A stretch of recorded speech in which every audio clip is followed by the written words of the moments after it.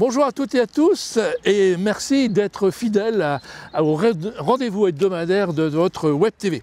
Alors cette semaine au programme, on va parler bien sûr nature et espace vert. Alors nous sommes ici au bout de la coulée verte et je vous propose de découvrir donc Cambrai, plus de 140 hectares d'espace vert, soit l'équivalent de 175 terrains de foot. Pas mal, non? Alors faisons, si vous le voulez bien, un petit rappel des réalisations récentes pour améliorer un petit peu ce poumon vert de la ville de Cambrai. La coulée verte, bien sûr, où nous nous trouvons, l'espace de Stade Proma à Martin-Martin, le cheminement du sud du jardin public, les jeux publics, qui a quelques années maintenant, l'espace vert Porte de Paris, la place du 9 octobre qui a été faite l'année dernière, l'espace sport à la Capitainerie, le bois des enfants, enfin les deux bois des enfants, l'éco-pâturage avenue de Dunkerque, pour ne citer que les plus importants et récents. Alors on commence ce périple par un bout de la coulée verte où sera implantée prochainement la future maison de la nature, ici tout près du bois des enfants. Eh bien, on y va, je mets mon sac, j'ai pris un peu d'eau parce que le chemin sera long. Allez, à tout de suite.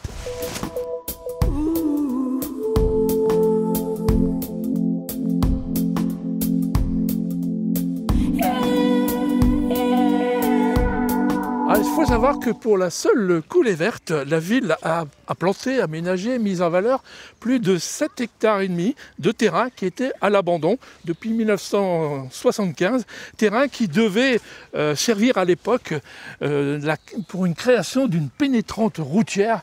On en est bien loin et c'est tant mieux, non? Alors on est ici au calme, avec les fleurs, les enfants qui jouent, les jeux, la pétanque, nombreuses espèces d'animaux et d'oiseaux. Alors je vous propose quand même de continuer l'aventure en me suivant.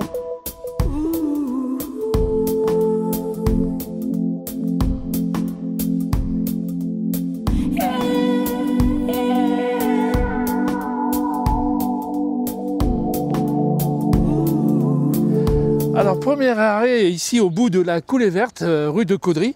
Maintenant, on va traverser le terre-plein central pour aller vers le jardin public et les grottes, en passant devant le Blériot 11 et un hommage à Louis Blériot qui traversa en juillet 1909 la première fois la Manche. On y va, mais avant, on va peut-être s'hydrater un petit peu et boire un petit verre d'eau.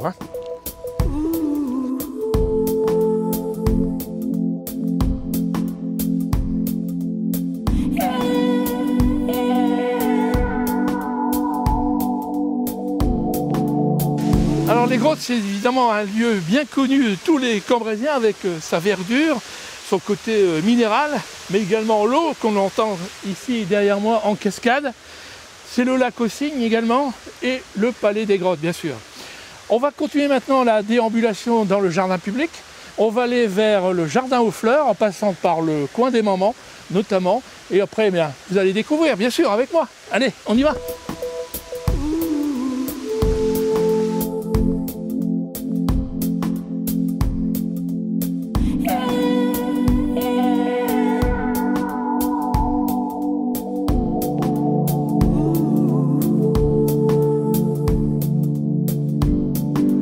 Une petite pause au Jardin des Fleurs s'imposait, donc ce Jardin des Fleurs fait plus de 4 hectares avec notamment notre célèbre papillon qui va bientôt être mis en fleurs puisqu'on ne peut pas le faire avant le 13 mai puisque malheureusement nous avons les seins de glace. Et oui, on ne peut pas planter des fleurs, il risque de geler. Et puisqu'on parle de fleurs, sachez que la ville a toujours un label 3 étoiles avec encouragement du jury régional des fleurissements des Hauts-de-France.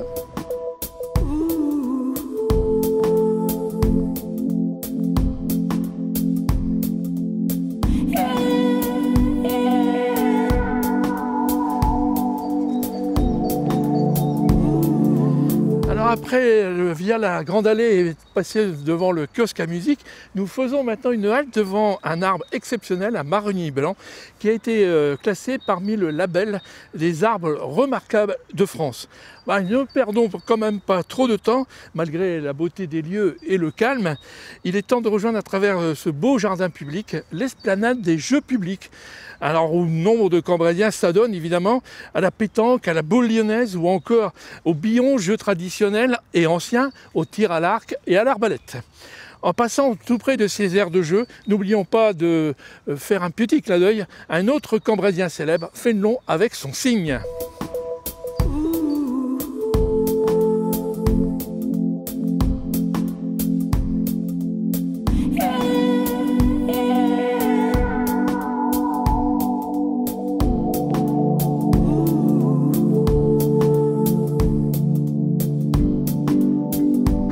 Alors après l'esplanade des Jeux publics et la descente par la rue du Bastion, nous voici maintenant au boulevard de la Liberté. Nous allons emprunter le terre-plein central fait pour les vélos et les piétons, c'est bien pratique, pour aller en toute sécurité jusqu'au canal de Saint-Quentin et le port de Cantrapé. Suivez-moi.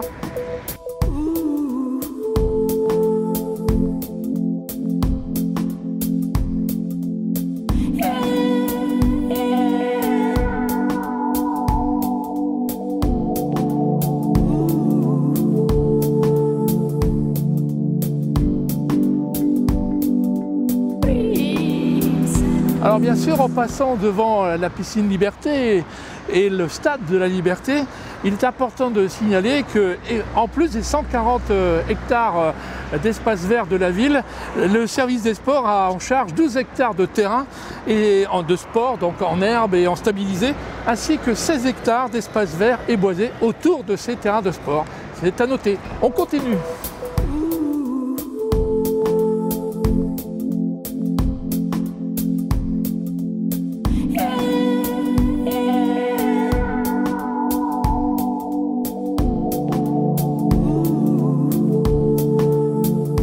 Nous voilà désormais arrivés le long du canal de Saint-Quentin avec ses chemins pédestres, également chemin pour vélo bien sûr. On y pratique le canoë-kayak, l'aviron et bien sûr la pêche. Non loin donc des terrains aussi de l'ACC de tennis. Bref, un véritable poumon vert à 2 pas du centre-ville, un espace de liberté et de balade qui peut nous mener au port de Cantrapé. Je vous propose d'ailleurs d'y aller tout de suite.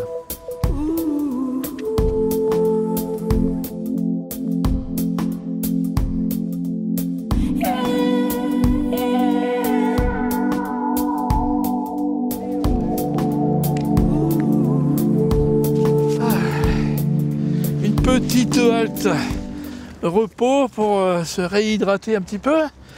Alors nous sommes, comme vous le voyez, presque arrivés au bout de notre petit périple. Nous sommes au port de Cantrapé avec sa capitainerie, ses bateaux, également les jeux de sportifs mis à disposition en libre service.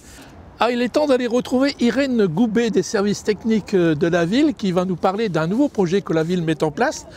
Un nouveau chemin le long de l'Escaut-Rivière, le chemin des amoureux. Je pense qu'elle va nous en parler en détail. Mais avant ça, il est temps de boire un petit verre d'eau pour se réhydrater.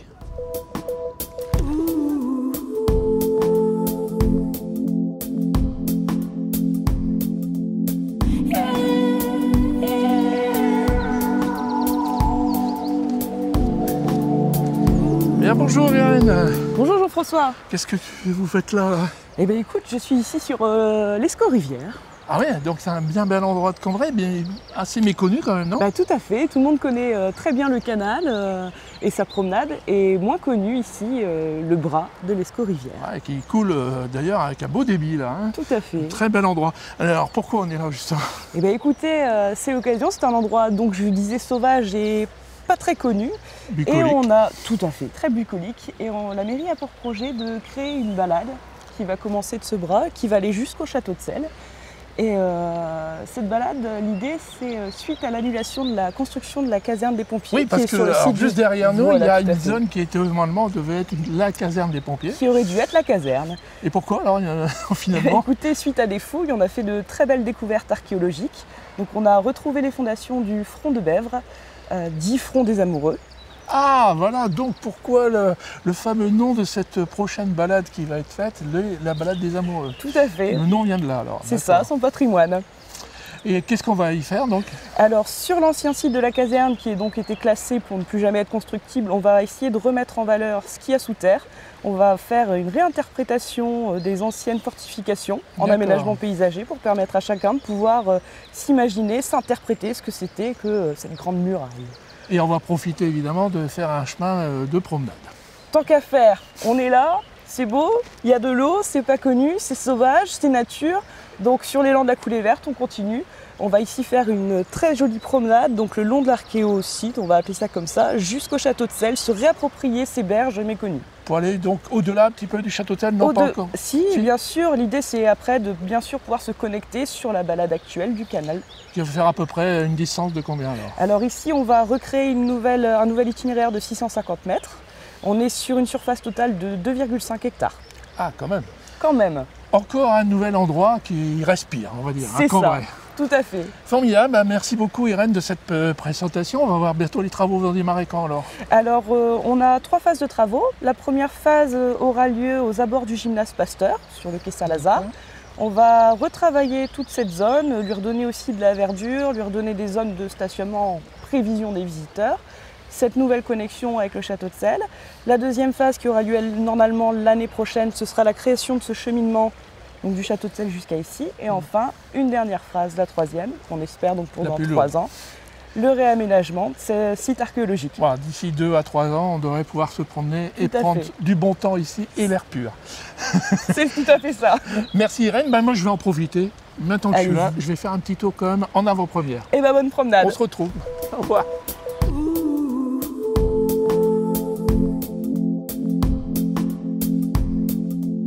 Avant de se quitter, je vais vous donner quelques chiffres qui vous permettront de mieux appréhender la formidable qualité de vie de notre ville grâce à son environnement et ses espaces verts.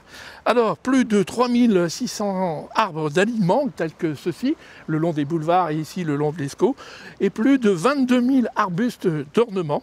Les serres municipales produisent plus de 25 000 plantes par an de décoration printanière, 13 000 décorations estivales et 4 500 décorations automnales. Et je n'oublie pas bien sûr que la ville organise chaque année un concours des maisons fleuries. Et je ne voudrais quand même pas oublier que 53 agents travaillent et entretiennent l'ensemble de ces espaces verts et jardins, bien sûr, de la ville. Je pense et j'espère que vous avez redécouvert ou découvert même votre ville sous un angle verdoyant, sympathique, voire bucolique. Enfin, si vous refaites le tour que nous vous avons proposé, eh ben, il vous en coûtera quand même plus de 7 km de marche avec le minimum possible de routes asphaltées. Bref, un hymne à la santé publique, un poumon vert au cœur de notre ville. Ce magazine est maintenant terminé. Je vous souhaite bien sûr une bonne semaine à toutes et à tous. À vendredi prochain. À l'agenda de la semaine, tout d'abord, un concert pour les jeunes de 6 à 666 ans. The Wack Kids, après plus de 400 concerts, seront donc sur la scène du Théâtre de Cambrai au cours de leur tournée The Stadium Tour. Rendez-vous donc au Théâtre de Cambrai le dimanche 12 mai à 16h. À suivre, la journée mondiale sans tabac avec des animations, stands et courses pédestres autour du Palais des Grottes et dans le jardin public pour les jeunes en cours d'après-midi, le mercredi 15 mai et à 18h40 pour les adultes. Retrouvez à suivre le programme des festivités à Cambrai jusqu'en juillet prochain. Cambrai en fête et en musique avec 6 grands événements à ne pas manquer. Du 12 au 14 avril, le festival de musique alternative, le Bêtise Fest au Palais des Grottes. Le printemps des musiques actuelles, les 4, 11, 18 et 25 mai, derrière le cinéma Palace.